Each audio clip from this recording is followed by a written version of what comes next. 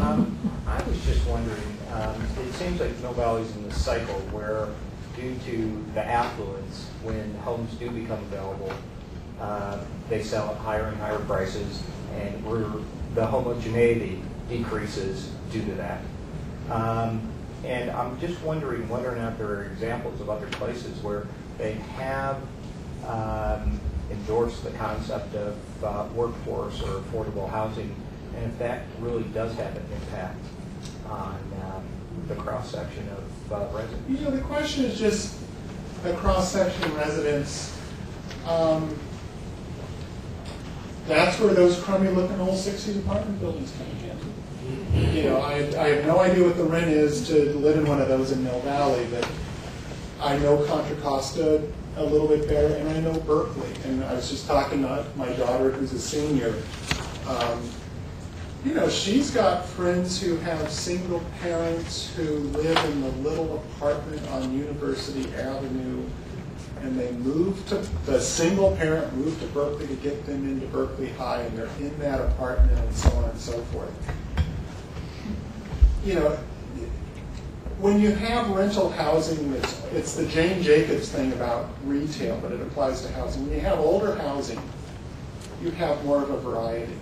In terms of building new housing, like workforce housing and things, it's tough because if someone says workforce housing, what a critic hears is single-room occupancy things for heroin addicts who are locked out during the day so they can prey on the villagers. You know, I mean, it's just kind of tough because, you know, sadly you can't build so much to truly level it out unless it would be let's go the Phoenix route, and that would be a mistake. So it's almost like any kind of workforce affordable type housing you build is almost it's a gesture to say we as a community value the fact that people at different income levels work here, live here, share here.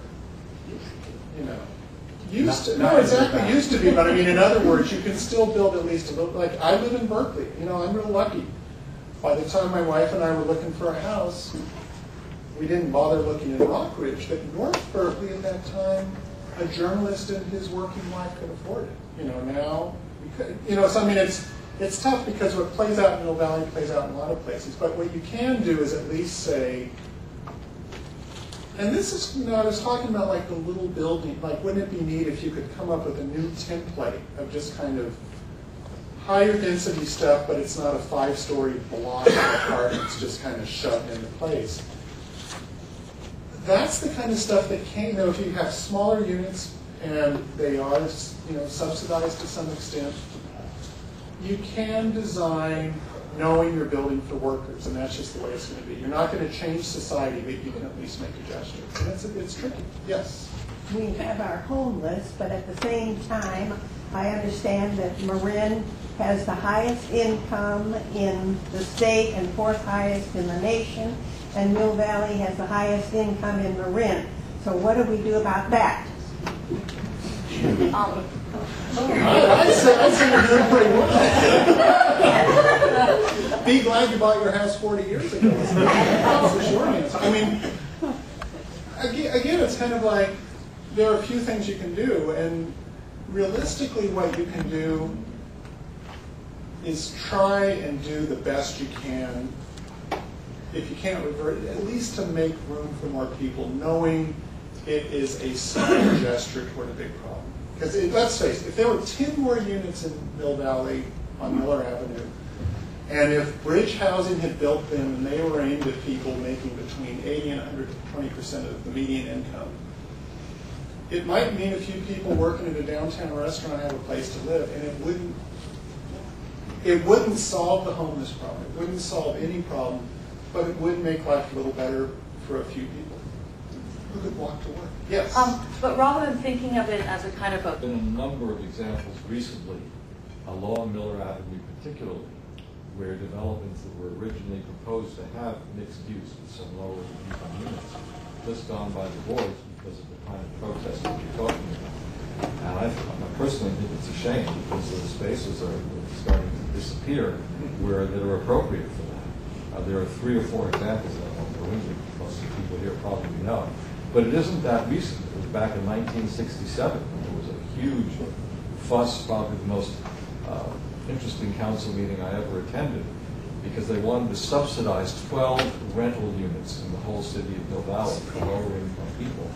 And you can't believe the number of people who showed up to say, how can you do that to our town? And so this is not new. No, I think It's an I NIMBY. think that's a good point. But I mean, it is. I think that's a good point because we do tend to focus on. This is one of the many blessings of getting older.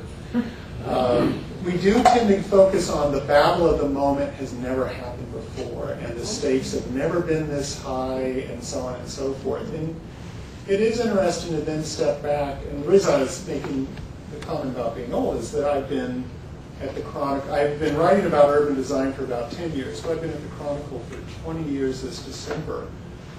And I've been there long enough now that I can, tell my 34-year-old editor, well, these characters back in the 90s, what they were doing, they were allied against this and that. And she's like, so I think I think it's a good point, but it is true though that economically,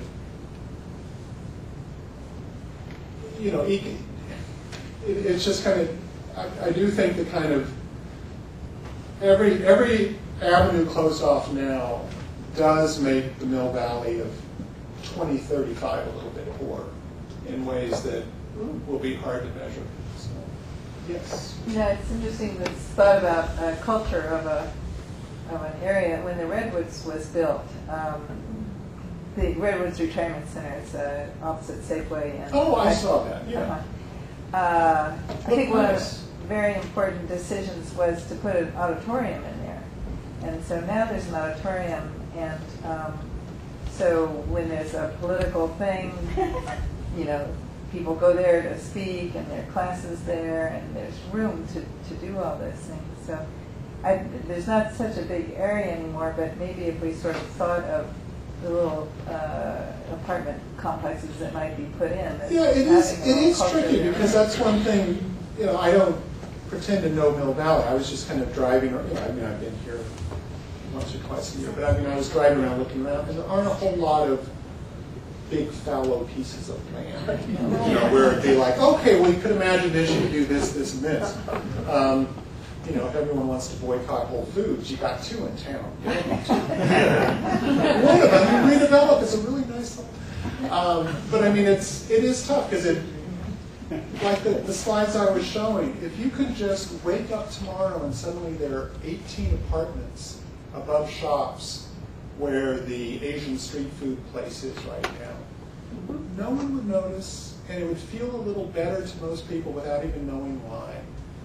And realistically, the shops, whoever's parking in front of those shops has probably found a place on the street. Because I was looking, those spaces weren't very used because those you just drive in to go to that store and get out. Whereas if you're walking over there while running errands, you've already gotten your place somewhere else.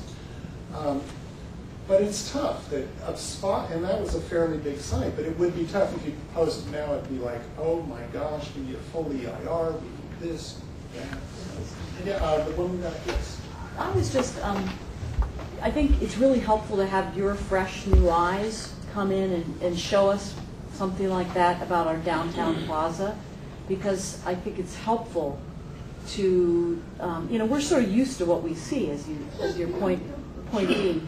But I was curious about what advice would you have about engendering really good open conversation about what the future is going to need? Because the general plan isn't about keep what we have now and just freeze everything in as we know it and love it and have come to just the quirky characters sort of beloved, but sometimes it's not exactly working for us. But how do we really plan for the future? Because the general plan is written for way out there. So how do we create that kind of creative dialogue about what we could have and make those nice trade-offs? 505 Miller, the place that you showed on the that was a 3-story Right. building. It was pretty controversial. That's I think what I we was learned a told. lot because I think most of us drive down there and we see more people walking on the street. The mixed-use businesses now have residents that live upstairs that probably run downstairs and get things, and there's just a lot more liveliness and activity. I think people can quibble about the design, It's but tough because, I mean, the it's problem, hard. and Middle Valley's issue is every city's issue. How do you get people into the discussion who aren't already locked into it? And, I mean, one thing I've noticed in San Francisco, and I'm a history major, by the way, so I read too much history and I've got too much interest in it. You look at a place like San Francisco that really was at the forefront of we need public input, we need public process, we need this and that. And it was one of the cities that really defined the notion of advisory committees, citizen advisory committees. And you talk to people who were involved in like the first decade or so, or you go back and read things, and you can get a sense there was a real strong creative input that came out of these, and real interesting community discussions. It was a chance for people to have input. The way citizen advisory committees often work now in a place like Berkeley or San Francisco, I have no idea about up here, they tend to be a lot of people who have been on a lot of advisory committees. And they often tend to be a lot of people who were appointed to the advisory committee because they're this specific point of view that is to be reflected on the advisory committee. And so instead of, hey, we're a room full of people, how can we kind of come up with something interesting, it becomes, well, dun, dun, dun, dun, dun. I mean, heck, I mean, it's like, ideally what you would do is, I don't know what the busiest park is in Mill Valley on a Saturday for the locals, but it's kind of like you go there on a gorgeous May Saturday, and you have a big icy steel container full of Marin brews and some nice, Point Reyes wine, and you'd have a barbecue going, and you would just be grabbing all these families who live in Mill Valley, and you'd say, let's go over here and talk about it. And all these people who have ideas. But that's not how, I mean, that is a roundabout way of saying it's such a tough nut to crack. That how do you get people to show up for something who aren't the ones who usually do? I mentioned my